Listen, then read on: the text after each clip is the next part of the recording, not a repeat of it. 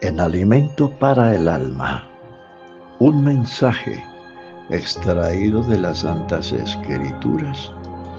Voy a citar el libro de Eclesiastés capítulo 3, versículo 11. Dice, Dios puso eternidad en el corazón del hombre. Esto significa que el ser humano no fue creado solo para lo temporal.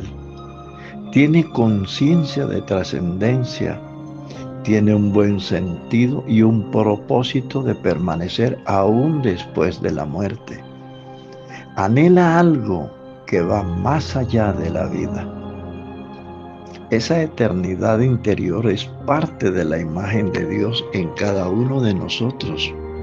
Por eso el hombre pregunta por Dios, busca significado de la vida, no se satisface solo con lo material. Lo material produce un vacío para que el hombre se preocupe por buscar lo eterno. Lo temporal es lo de acá abajo, lo eterno es lo de arriba, pero lo de arriba lo podemos buscar acá abajo también. La imagen y la semejanza no son dos cosas físicas. Hay algo que es importantísimo y es saber que Dios es Espíritu, San Juan 4:24. Por lo tanto, Dios no tiene forma corporal, no tiene rasgos humanos, no puede ser representado físicamente. Ninguna imagen representa a Dios porque Dios es espíritu, Dios no se ve. Entonces, imagen y semejanza no hablan del cuerpo, hablan de naturaleza, de carácter y de propósito. La imagen de Dios en el ser humano se expresa, primero, en conciencia moral, en la capacidad de relacionarse mutuamente, en el razonamiento, en la creatividad, en la responsabilidad, en la capacidad de amar, en el anhelo de la eternidad y muchísimas otras cosas que atañen a lo que es eterno. Por eso, aunque el cuerpo envejezca o muera y se descomponga, la persona sigue teniendo un valor eterno porque su espíritu vuelve a Dios que lo creó. Ahora, la semejanza. ¿Qué es la semejanza? Es un vivir reflejando a Dios. La semejanza de Dios nos apunta a que vivamos esa imagen. ¿Cuánto reflejamos el carácter de Dios, nuestra dependencia de Él y nuestra obediencia y comunión?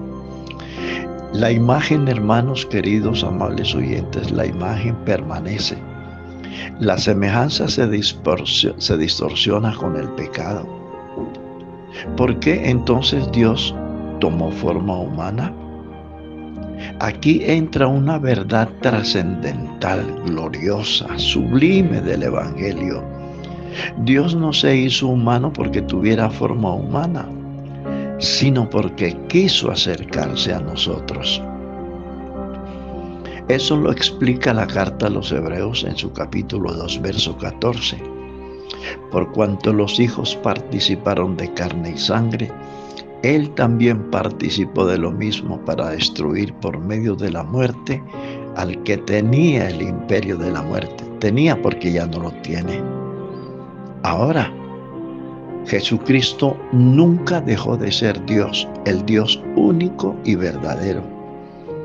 Asumió nuestra condición humana, entró en nuestra realidad, vivió como un verdadero hombre, conoció nuestras flaquezas, nuestras tristezas, nuestro dolor, conoció todo aquello que es humano, participó del dolor humano en la cruz del Calvario, fue menospreciado, fue rechazado, fue herido, lastimado, menospreciado. Jesucristo vivió el entorno humano, conoció nuestras flaquezas, conoció nuestros dolores. Si Él no se hubiera hecho hombre, no hubiera podido entender el fracaso, el dolor, el menosprecio, la angustia y aún la muerte del ser humano. Entonces, Cristo se hizo hombre para poder padecer y poder conocer nuestras flaquezas, conocer nuestros sufrimientos y darnos una solución de paso para ello. Ahora, Jesucristo es la imagen perfecta. Esa imagen, ese Dios invisible se hizo visible en la persona de Jesucristo. Entonces Jesucristo es la imagen visible del Dios invisible, la semejanza perfecta del Dios único, el modelo restaurado de lo que el hombre debía ser. Jesucristo, al tomar un cuerpo de carne, vino a levantar la imagen de ese Dios que se perdió en nosotros por causa del pecado. Él vino a mostrarnos cómo debe vivir un hombre lleno de Dios. Vino a restaurar la semejanza que perdimos por causa del pecado de Adán. Y vino a enseñarnos a vivir bajo el gobierno de Dios a través de su gloriosa y santa palabra. Hay algo más que me llama poderosamente la atención en este caso, y es que Jesucristo nos dejó ejemplo para seguir sus pisadas. Jesucristo no solamente vino a morir, Él también vino a vivir delante de nosotros para dejarnos el modelo de vida verdadero, real, la forma que Dios quiere que vivamos en este planeta. Como hombre, obedeció, amó, sirvió, resistió la tentación, se dejó dirigir desde las alturas y caminó en santidad. Él vino para que nosotros sigamos su ejemplo. Por eso la Biblia dice que nos dejó ejemplo para que siguiésemos sus pisadas, no solo para admirarlo.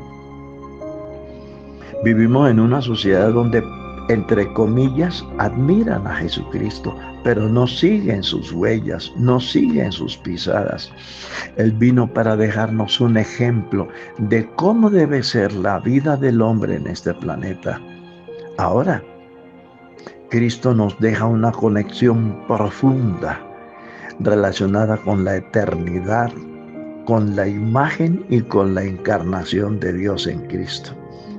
Ahora, miremos algo que me parece a mí trascendental, que me parece importantísimo, y es la eternidad en el corazón nos conecta con Dios, con el Dios eterno. La imagen nos da capacidad espiritual. La semejanza nos llama a reflejar el carácter de Dios. El pecado distorsionó esa imagen en cada uno de nosotros, pero Cristo asumió nuestra humanidad para restaurarnos y mostrarnos cómo es que debemos vivir como hijos de Dios. Hijos de Dios no es un simple título, es una actitud que recibimos cuando nos convertimos de verdad al Evangelio. Ahora, hay algo que me llama poderosamente la atención también, y es que no fuimos solamente creados con un cuerpo. No, fuimos creados con eternidad. No reflejamos a Dios con la apariencia, sino con el carácter divino en cada uno de nosotros. Y Cristo se hizo semejante a nosotros para que nosotros volvamos a ser semejantes a Dios. Qué preciosas verdades aprendemos cuando nos acercamos a Dios, cuando estudiamos su santa palabra, cuando sacamos tiempo para conocerlo a través de sus santas escrituras. A Dios no lo vamos a conocer a través de formatos religiosos, ni de bonitos libros escritos por humanos. No, la única forma de conocer a Dios como Él es realmente es acercándonos a Él a través de su gloriosa y santa palabra. La invitación pues en esta hora es adquirir la Biblia. En la Biblia encontraremos las huellas de este Dios magnífico que dejó su trono de gloria, o más bien que se vistió de carne para venir a buscarnos y a salvarnos. Aquí creo que dejo la primera parte Creo que necesitaremos una segunda edición para conocerlo a Él mejor. Dios les bendiga y muchas gracias por su atención.